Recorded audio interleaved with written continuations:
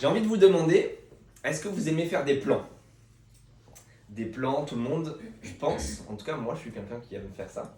Est-ce que vous aimez avoir un plan, une stratégie dans plein de domaines de la vie? Si vous avez entendu les vœux de notre cher président pour cette nouvelle année, face à la crise économique, écologique et à toutes sortes de crises qui nous tombent dessus, Emmanuel Macron présentait aussi un plan pour sauver la France, pour sauver le monde, en tout cas la France. Un plan de réarmement économique, social, civique. Et c'est pas que lui, je pense, mais nous aussi, on a souvent un plan, qu'il soit conscient ou non, un plan pour sauver notre travail, un plan de carrière, un plan de vie, un plan pour sauver notre travail, nos finances, notre couple, nos enfants, notre famille. On a tous un plan dans plein de domaines de la vie. Et je ne sais pas quelle idée vous faites de Dieu et si ça peut vous surprendre, mais voilà l'idée et ce qu'on va découvrir, c'est que Dieu aussi a un plan. Il a un plan très clair et très précis pour sauver le monde. Et je propose avec ce texte qu'on a sous les yeux, qu'on a lu ce matin, je vous propose qu'on voit cela, qu'on voit le plan de Dieu en deux parties. On va voir son plan prévu et son plan réalisé. C'est très simple. En fait, on démarre cette lettre de Tite. Will nous en a parlé, qui va nous présenter un peu cette stratégie de Dieu, ce manuel sur l'implantation d'église, là pour le monde. Et l'introduction nous met déjà dans le bain. Avec cette petite introduction-là, on a déjà une vision du plan que Dieu a prévu et du plan qu'il est en train de réaliser. Donc je vous propose de le regarder ensemble et d'abord le plan prévu. Vous avez vu, on est dans une lettre de Paul à Tite, et si vous regardez le début, le verset 1, et puis le verset 4, en fait c'est une introduction classique à une lettre, comme nous on n'écrit plus trop de lettres manuscrites, on écrit plutôt des mails, mais c'est un peu la formule de politesse classique, de la part de X à Y. Une salutation classique de lettres, mais Paul, et si vous avez lu plusieurs lettres dans la Bible, dans le Nouveau Testament, Paul, quand il écrit une lettre, est toujours obligé de rajouter quelque chose.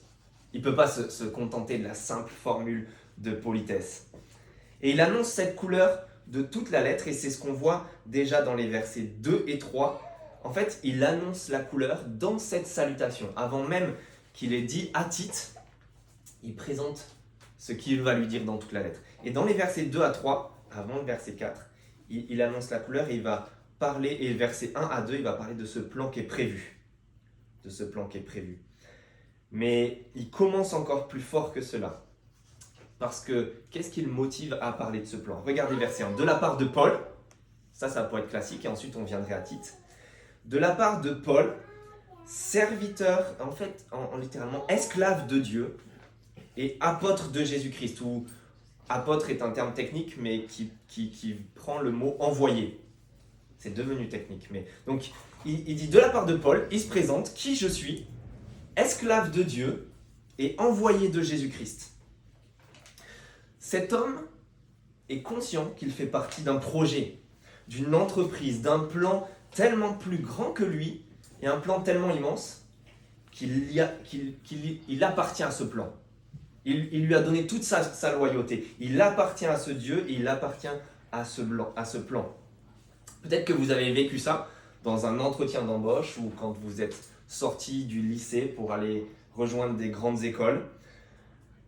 Il faut montrer l'intérêt que tu portes à l'entreprise, l'intérêt que tu portes à l'école, pourquoi tu veux les rejoindre. Et souvent, qu'est-ce qu'il est bon de faire? C'est de se renseigner, connaître, même si tu n'en as rien à faire en réalité, il faut connaître l'entreprise, que tu montres que tu connais leur cause, les valeurs qu'ils ont. Pourquoi tu aimerais tant faire partie de ce projet, de cette entreprise? Et je pense encore plus maintenant, alors qu'on prend conscience qu'on est en crise dans plein de domaines, écologiques et d'autres, et il y a toutes sortes d'entreprises qui se développent où on veut faire partie de ça parce que c'est un projet tellement plus grand. On aime les valeurs, on veut se battre pour ce projet, on veut faire partie de ce groupe, des valeurs fortes qui nous dépassent, qui nous transcendent et auxquelles on veut participer. On est tellement d'accord pour cette cause-là, on veut se battre pour cela. Et bien c'est la même chose pour Paul dans ce plan de Dieu.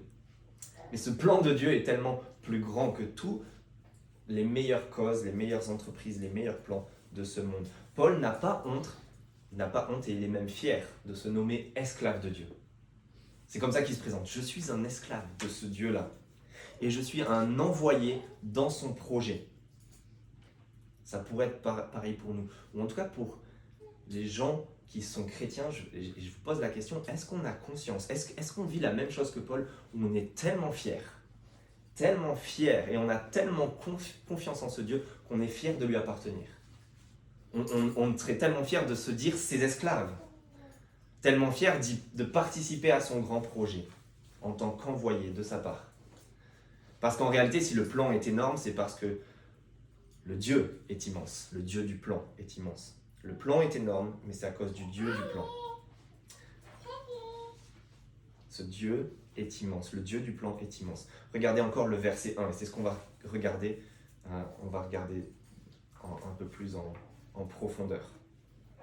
Mais avant ça, de la part de Paul, serviteur de Dieu, apôtre de Jésus-Christ, j'ai été chargé, on va voir un peu quel est ce plan, quel est ce projet, mais Paul et nous avec, je pense que surtout dans ce début de vie d'église, ce qu'on va souhaiter, ce qu'on va vouloir vivre de plus en plus, c'est de dire, moi je n'appartiens pas, je ne travaille pas pour les plus grandes entreprises pour lesquelles je pourrais travailler. Facebook, ou j'appartiens pas à Mark Zuckerberg, ou je ne travaille pas pour Leroy Merlin, ou Airbus, ou Ariane, Amazon, ou même la ville de Bordeaux, la cité du vin, ou peu importe. Tout ça en fait c'est ridicule. Je ne travaille même pas pour moi, je ne suis même pas mon propre patron. Je ne suis même pas fier d'être mon propre patron, ça ne m'intéresse pas. J'ai beaucoup plus que ça. En fait, j'ai beaucoup plus que ça. J'appartiens à Dieu lui-même en personne. Et je suis envoyé dans son projet, dans son entreprise. Ça, c'est le Dieu du plan avec lequel Paul commence. Et si vous vous dites, en regardant ce verset 1, que vous voyez Dieu, le Père, et Jésus-Christ, le Fils, et vous dites, mais où est le reste de la Trinité? J'ai appris dans la chrétienté, on croyait en un Dieu unique, mais en 3 personnes, et je ne vois pas l'Esprit. Ne vous inquiétez pas, il arrive à la fin de la lettre, et Paul le sait très bien, mais il sait que cet Esprit de Dieu, c'est celui qui est actuellement le moteur qui est à l'œuvre, mais il réserve ça pour la fin, et on le découvrira dans Tite. Mais Paul est tellement enthousiaste dans ce plan et dans ce Dieu qu'il nous présente, tellement enthousiaste qu'il démarre directement avec ça. Donc on va regarder du début à la fin, versets 1 et 2, Paul nous présente ce plan, mais ce qui l'encadre, c'est le Dieu de ce plan. Et c'est ça qu'il faut qu'on prenne conscience. Le plan est immense à cause du Dieu du plan, qui est immense. Vous avez vu de la part de Paul, esclave de Dieu, envoyé de Jésus-Christ. Et puis vous regardez la fin du verset 2, le Dieu qui ne ment pas. Et donc dans ces versets 1 à 2, Paul présente le plan, mais il l'encadre avec le Dieu du plan. Le Dieu qui a choisi, même, vous voyez, suite du verset 1, le Dieu qui a choisi et le Dieu qui ne ment pas. Et entre les deux, le plan, à cause de ce Dieu-là. Et on commence avec cette idée-là, un plan qui est choisi par Dieu. Vous voyez, j'ai été chargé d'amener ceux que Dieu a choisis. Il y a un plan parce que Dieu a choisi. Et il y a un plan qui est fiable, qui est assuré par Dieu lui-même. Et entre les deux, Paul est en train de prendre le plan. En quelque sorte, le manuscrit, il nous le déroule sur la table et il dit, regardez le plan de ce Dieu-là. Regardez, il faut qu'on en prenne connaissance. Vous avez vu, j'ai été chargé d'amener ceux que Dieu a choisis à la foi et à la connaissance de la vérité. Et la grande réalité dont on doit prendre conscience, c'est que Paul, il veut justement qu'on ait connaissance de ce plan. Il nous présente le plan parce que le but de Dieu, c'est qu'on en prenne connaissance. Ce que Dieu a choisi pour la foi et pour la connaissance de la vérité. Il y a ce plan-là. En réalité, si on lisait littéralement, on verrait qu'il dit « Je suis esclave de Dieu, envoyé de Jésus-Christ pour la foi de ceux qui sont choisis, de ceux qui sont appelés. » Il y a un plan, et ce plan, ce sont des gens qui sont appelés par Dieu. Paul est envoyé, vous avez vu dans ce plan, par Jésus-Christ, pour les gens qui sont appelés dans ce plan. Vous voyez la dynamique?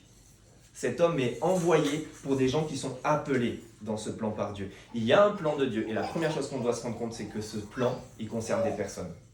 Dieu n'a pas un plan économique pour les finances, un plan écologique pour la terre, ni même politique pour certaines idées. Dieu a un plan humanitaire, humaniste. Ça concerne des personnes. C'est ça qui intéresse le plus Dieu.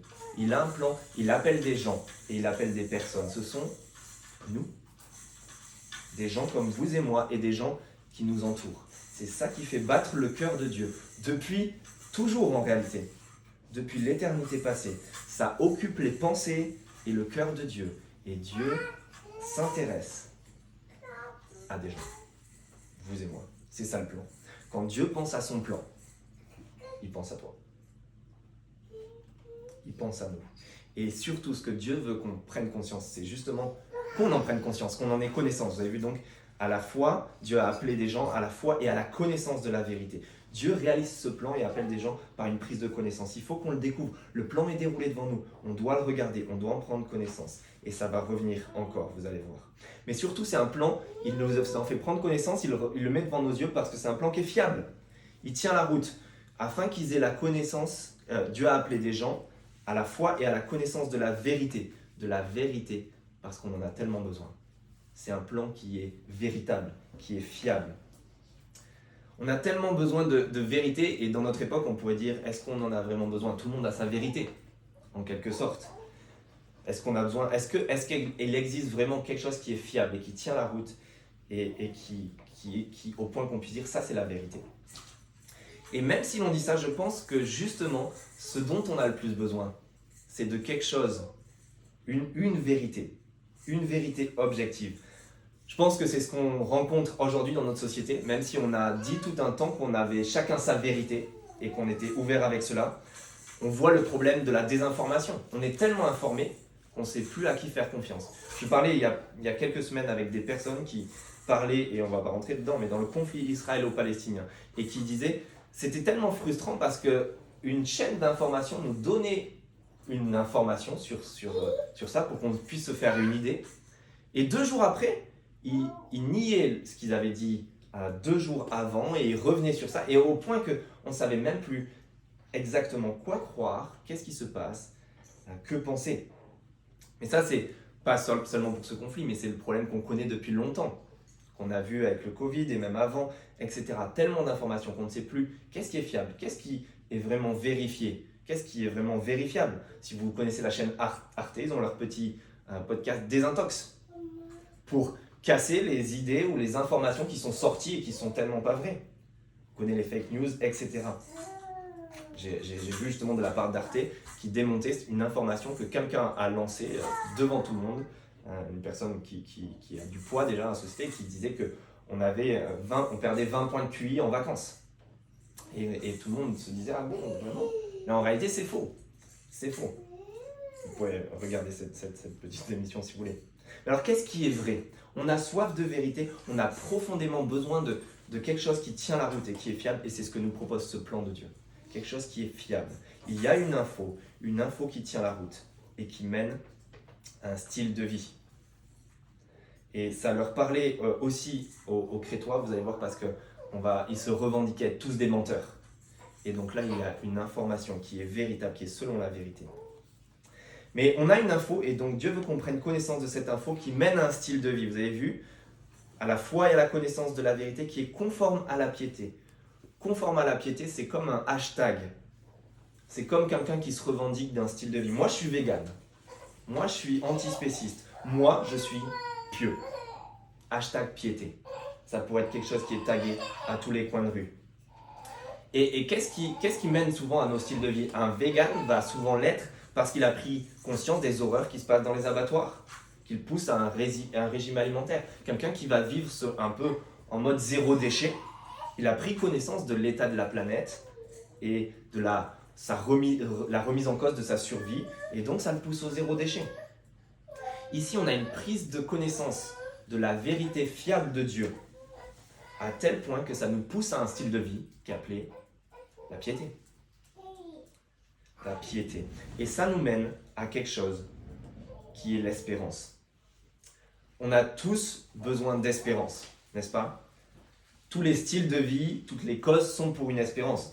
On a parlé, on a un style de vie qui est pour la survie de la planète, un style de vie qui est pour la vie animale respectée, un style de vie qui est pour une vie meilleure pour nos enfants. Je parlais avec mon beau-père un temps, qui me parlait sur les générations qui se sont succédées et que chaque génération a eu une espérance. Pour certains, c'était l'industrialisation. On espérait tout un temps travailler plus pour gagner plus et pour pouvoir ensuite partir en vacances et être tranquille dans la vie. Et selon lui, et quand on discutait, c'était que chaque génération, si on remonte, a eu une espérance différente et ça a créé des cycles qui se succèdent. Et il pensait qu'on arrivait à une époque où il n'y avait plus d'espérance. On n'avait plus dans la vie maintenant une espérance. Moi, je n'étais pas tout à fait d'accord avec lui, j'étais sûr que la société d'aujourd'hui a encore une espérance. Peut-être que c'est le repos. Je ne sais pas si c'est vraiment ça qui anime la plupart de nos concitoyens. Travailler moins pour gagner plus, être rentier, prendre sa retraite à 36 ans. Regardez le nombre de pubs qui vous promettent de faire de l'immobilier et que juste à 36 ans, vous pourrez partir faire le tour du monde et vous aurez juste quelques appartements qui vous font gagner un chiffre d'affaires et un salaire énorme chaque mois. Mais on veut ça, on veut travailler moins, avoir plus de temps, profiter de ce qu'on aime, des choses importantes dans la vie, sa famille, garder du temps pour des voyages, visiter le monde, etc. Il y a quelqu'un et des penseurs qui se posent la question sur tout cela, et Charles Taylor est quelqu'un qui a parlé de ce concept qu'on a tous d'une vision du monde où on se trouve tous, qu'on soit croyant ou non, quelle que soit notre croyance d'ailleurs. On se trouve tous entre un exil et un idéal dans notre vie. On se trouve tous entre un exil, c'est-à-dire un désenchantement, une déception, quelque chose qu'on aimerait et qu'on n'a pas. Mais on est tous dans un équilibre aussi avec un idéal vers lequel on tend. Et un idéal qu'on va se faire, une vie de famille, une carrière, un lieu de vie, un style de vie. Et ça, c'est notre idéal. Et on vit tous avec cette tension-là entre notre exil et notre idéal. Et on tend à se rapprocher le plus possible de l'idéal en s'éloignant de l'exil. Et ça nous montre tous qu'on a tous besoin de cette espérance. On a tous une espérance. On a tous cet idéal face à toutes les crises que l'on vit notamment en ce moment. Et regardez ici. Quelle est l'espérance dans le plan de Dieu? Quel est ce qu'il lui nous propose dans ce plan fiable qui nous mène à un style de vie qui est dans la piété et qui a une espérance aussi dans le futur? Cette espérance, je pense qu'elle est qualitative et quantitative afin, verset 2, qu'ils aient l'espérance de quoi? De la vie éternelle. De la vie éternelle. C'est qualitatif, la vie, et c'est quantitatif, éternel, dans la durée. Parce que toutes nos aspirations ne sont qu'une petite fenêtre sur cette vie rêvée, n'est-ce pas? La vie, la vraie. La vie qu'on attend tous, la vie où c'est épanouissant, la vie satisfaisante. On a tous le manque, la frustration de cette vie telle qu'elle était au départ, voulue par Dieu, où tout était bon, tout était parfait, tout était épanouissant. Elle nous manque, cette vie, et on la recherche. On aspire tous à cette vie épanouissante et renouvelée. Et c'est ça que Dieu que Dieu nous promet. Mais cette vie, cette espérance que Dieu nous promet répond à ce problème de cette vie qui nous manque, tant espérée qu'on a perdu. Dieu va la renouveler. Mais le deuxième problème, c'est aussi quantitatif, c'est dans le temps et dans la durée. C'est ça le problème de tous nos idéaux et nos petits bonheurs, n'est-ce pas? Que ce soit du moment où on vit notre best life, du moment où on a l'impression « Oh, en ce moment, c'est tellement bien ». Pensez au moment dans votre vie où vous vous êtes dit « Mais c'est génial ». Et on se dit, en fait, il faut en profiter parce que ça ne dure pas. Vous connaissez cette expression? Le bonheur ne dure pas longtemps. Ça ne tient pas dans la durée. Le Covid nous l'a montré, les crises nous le montrent. Rien ne tient très longtemps. Tout a une fin, une date de péremption, un point final. Le bonheur ne dure jamais très longtemps. Et donc, si tu l'as, profites-en avant qu'il s'échappe et qu'il te glisse entre les doigts. Ça ne va pas durer. Mais ici, ce plan de Dieu nous promet la vie à laquelle on aspire tous, la vraie. Cette vie, mais qui en plus ne décevra jamais, ne va jamais s'arrêter, n'aura pas de fin et de point final. La vie éternelle. Une vie rêvée qui tient dans sa qualité, dans ce qu'elle nous promet et qui tient dans le temps et dans la durée. Alors voici ce plan de Dieu, ce qu'il nous propose. Quelque chose qui est fiable, un plan qui est fiable, qui est selon la vérité dont on a tellement besoin, qui nous mène à un mode de vie, la piété, et qui nous promet quelque chose de futur qui ne va jamais nous décevoir, qui va être tellement bon. Mais vous le savez, le problème des promesses, on voit ça au verset 2, Dieu l'a promis. Vous connaissez le problème des promesses et de ceux qui les font. Souvent, ce sont des paroles en l'air. On ne sait pas si on peut leur faire confiance. Ça, c'est le problème des promesses. Voici pourquoi on a dans ce plan l'assurance d'un Dieu qui ne ment pas. Ça nous renvoie, vous vous souvenez, au début de ce plan qui est selon la vérité. Un Dieu, ce plan est fiable parce que ce Dieu est fiable. C'est un Dieu qui ne ment pas. C'est la vérité vraie. Tu peux lui faire confiance. Je le disais tout à l'heure, on a tous besoin de vérité, comme les Crétois, et donc c'était une parole forte pour eux. Si vous avez vos livrets, vous tournez juste la page et regardez ce que Paul écrit sur ces gens de Crète. Ce qu'il faut savoir, c'est que Paul écrit à Tite, et quand on arrivera à la toute fin de la lettre, il écrit que la grâce soit avec vous tous. Donc même si Paul écrit à Tite, tous les chrétiens en Crète et sur l'île de Crète et dans les églises lisaient cette lettre. Donc tout le monde était au courant de cela, c'est pas juste Tite. Et donc, ce Dieu qui ne ment pas, ça leur faisait un écho fort sur la société dans laquelle ils étaient et de laquelle ils se réclamaient. Vous regardez, il faut tourner 2 pages, c'est la page 6 maintenant qu'on a ça. Regardez ce que disent les Crétois, verset 12, l'un d'eux, leur propre prophète, a dit « Les Crétois, toujours menteurs !» Ça, c'est ce que disaient les Crétois. En fait, c'est un petit peu comme nous les Français, et c'était ce dont ils se réclamaient. Comme nous les Français, toujours à l'heure. Et on en rigole, on est bien content. Et ça nous excuse aussi. On sait, on en rigole. Mais quand tu rencontres quelqu'un qui ne râle pas, qui sait même quand il est dans son bon droit, qui ne va pas râler, qui va passer sur certaines choses, qui ne revendique pas, qui est toujours content, qui est toujours satisfait de la vie qu'il a, et même quand on ne respecte pas ses droits. Ça dénote pour nous les Français. Quelqu'un qui ne va pas râler, quelqu'un qui ne va pas manifester, etc. Et eux, les Crétois, se disent toujours menteurs. Un Dieu qui ne ment pas, ça vaut peut-être le coup. Ça dénote. Et ça devait leur faire tellement chaud au cœur parce que, qu'ils l'assumaient ou pas, ils en avaient tellement besoin, comme pour nous. Mais ça reste une promesse.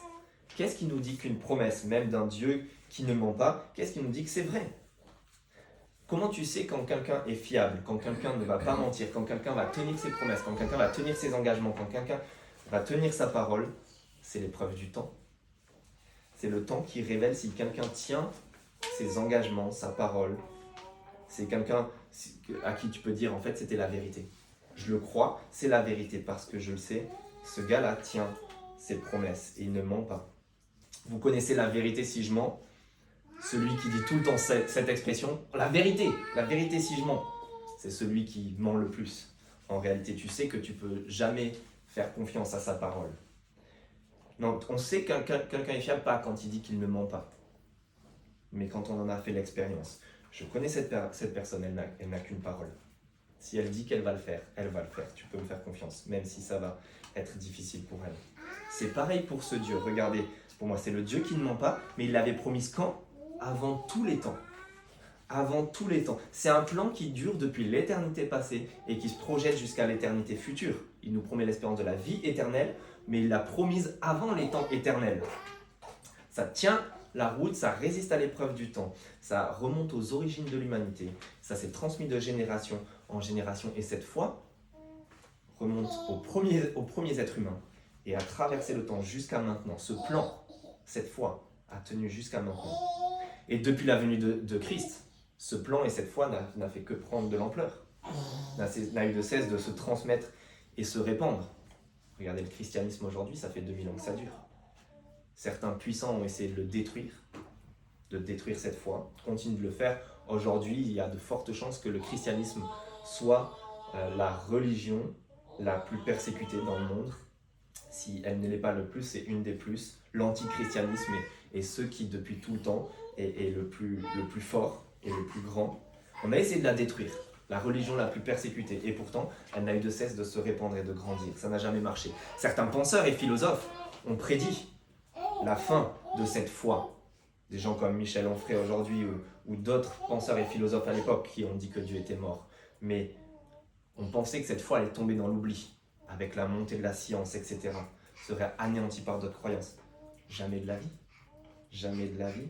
Cette foi résiste. Elle est depuis le début.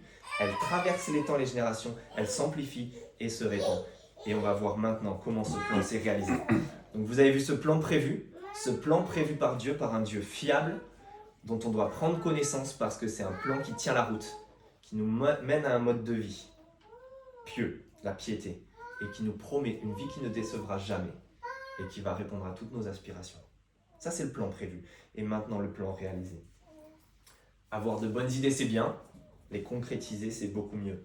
Voici ce que nous propose les versets 3 et suivants. Au moment voulu, il a révélé, manifesté sa parole. Dieu, il faut imaginer Dieu là comme dans un conseil de guerre, qui est dans une pièce secrète fermée à clé, qui délibère, qui établit un plan d'attaque. On a le plan étalé sur la table, on réfléchit, on établit un plan. Sauf que vient un moment où ce plan, il faut le mettre à exécution. Et donc on informe tout le monde. Il y a un temps où on délibère, où on établit le plan, et un temps où on en informe tout le monde. Et ça, c'est ce qu'on a avec ce verset 3. Il a révélé, vous avez vu, sa parole. Et regardez tous les termes qui ont lieu à de l'information qui est transmise. On est en train de révéler ce plan, de le donner à tout le monde. Il a révélé sa parole par la prédication qui m'a été confiée sur ordre de Dieu. Vous avez vu tout ça? Ce plan a été établi. Maintenant, il y a eu un moment donné dans l'histoire où il fallait mettre tout le monde au courant. Et Dieu révèle ce plan. On en revient à la connaissance de ce plan du verset 1. On doit en prendre connaissance.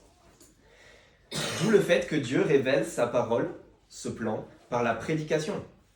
C'est une proclamation publique, celle d'un héros. En fait, il faut imaginer quelqu'un qui est envoyé par Dieu, qui déroule le plan là, et qui dit « Écoutez-moi tous, maintenant, écoutez-moi attentivement, voilà le plan, voilà ce qui va se passer. » C'est tellement important en fait que Paul en rajoute une couche, vous avez vu, sur ordre. Cette prédication m'a été confiée sur ordre de Dieu, notre Sauveur. Dieu veut tellement que ce plan soit connu, qu'il ordonne même que ce plan soit révélé. Il le révèle, il révèle cette parole. Pourquoi est-ce si important? Vous avez vu la fin du verset 3. Pourquoi Dieu tient tellement à ce que ce plan soit connu? Il m'a été confié sur ordre de Dieu, notre Sauveur. Je vous ai trompé tout à l'heure, pardonnez-moi, il ne s'agit pas d'un plan de guerre. Dieu n'est pas dans un conseil de guerre, il ne s'agit pas d'un plan de guerre ou d'un plan d'attaque. En réalité, il s'agit d'un plan de sauvetage, d'un plan de salut mondial, international. C'est ça qui intéresse Dieu. C'est nous qui l'intéresse et c'est ce que ce plan a vocation de faire. C'est ce plan-là que Dieu ordonne. Il ordonne en quelque sorte de jeter la bouée à la mer. Il ordonne de lancer, de mettre à la mer les canaux de sauvetage. Il faut sauver le monde. Tellement important pour Dieu qu'il l'ordonne. Un message ordonné, un message proclamé. C'est une prédication, un message qui doit être entendu publiquement, qui doit retentir haut et fort. En quelque sorte, Dieu ordonne et Dieu veut que ça soit proclamé de manière publique. Il ordonne d'émettre le signal de détresse lui-même pour nous, pour notre salut, bien audible et bien entendu par tous. Il émet lui-même le SOS. Du coup, pas le SOS, mais le SYS, Save Your Soul. C'est un message que Dieu veut faire entendre. Il veut tellement nous sauver. Il a révélé sa parole. Une seule chose intéresse Dieu, qu'on prenne conscience de ce plan de sauvetage pour notre bien. Qu'est-ce que tout cela veut dire pour nous? Je pense que, ultimement, la chose que Dieu souhaite, c'est qu'on prenne connaissance de ce plan, de cette parole, de cette Bible, que on la connaisse nous-mêmes et d'autres encore. Que vous connaissiez cette parole qui a été révélée. Pas du tout, un peu, beaucoup, à la folie, c'est tout ce dont nous avons besoin pour être sauvés. Cette parole-là, ce plan qu'on peut connaître en lisant cette parole, c'est notre bouée de sauvetage à tous. Voilà pourquoi on fera bien de suivre cet ordre de Dieu à la suite de Paul, à la suite de Tite, on va voir dans le reste de la lettre. Nous aussi, on va relayer le SOS de Dieu en notre faveur. On va faire connaître cette parole pour que le plus de monde soit sauvé. On a bien fait dans notre vision, Will parlait de notre vision, de l'inscrire comme notre deuxième moyen d'action. On va agir dans ce plan de Dieu lui-même par les moyens que Dieu utilise. Donc on va dépendre de lui dans la prière, mais on va proclamer sa parole parce que Dieu veut la faire entendre. Il s'agit pour nous de prendre conscience non seulement de notre besoin, mais aussi de l'urgence de la situation et également de la responsabilité et de l'ordre donné même par Dieu à son Église. Le message retentit sur les ondes via son Église. Nous sommes la radio, le talkie-walkie que Dieu utilise pour crier son message de salut au monde. C'est notre devoir de le faire connaître autour de nous. Mais que l'on ne s'y trompe pas, ni nous, ici, ni Paul, ni Tite, ne sommes les véritables sauveurs. On est juste des relayeurs d'informations dans ce plan de sauvetage de Dieu. Dieu est le véritable sauveur. Regardez verset 4, la suite. Paul parle à Tite, qu'il appelle mon véritable enfant. Paul l'appelle sûrement comme cela parce que c'était pas son enfant biologique, physique, mais très certainement, Tite avait lui-même été sauvé, avait lui-même pris connaissance de ce plan de salut et en avait bénéficié grâce à Paul. Il avait sûrement entendu cette parole par la bouche de Paul qui lui avait fait connaître, annoncer ce plan. Et Tite avait maintenant l'espérance de la vie éternelle. Et donc c'était comme si Paul un peu lui avait donné la vie. Donc il l'appelle mon véritable enfant. Il y a un lien très fort là. Et pourtant, ça ne fait pas de Paul le sauveur. Vous avez vu la suite du verset 4, à Tite mon véritable enfant dans la foi qui nous est commune. Paul est en train de dire, bien qu'il ait fait ça pour le bien de Tite, il est dans le même bateau. Paul, Tite, nous sommes tous dans le même bateau. Nous sommes les bénéficiaires et non les auteurs de ce salut. Nous sommes dans le canot de sauvetage. On a été appelés à monter dedans, on en bénéficie et on relaye ça, on en appelle d'autres à nous rejoindre à notre suite, mais nous ne sommes pas les auteurs de ce salut, dans la foi qui nous est commune. Voilà, si vous voulez avoir une définition de la foi, le simple fait de se confier en quelque chose, comme dans une bouée de sauvetage, comme dans un canot, comme dans un bateau, vous confiez dans quelque chose qui peut vous sauver la vie. C'est le bout de bois auquel vous accrochez de toutes vos forces, parce que ça va vous sauver la vie. Comme ce bout de bois dont bénéficie Rose à la fin du Titanic, contrairement à Leonardo DiCaprio, je ne sais plus son nom dans le film, mais qui elle bénéficie de cette planche de salut, de ce bout de bois où elle est.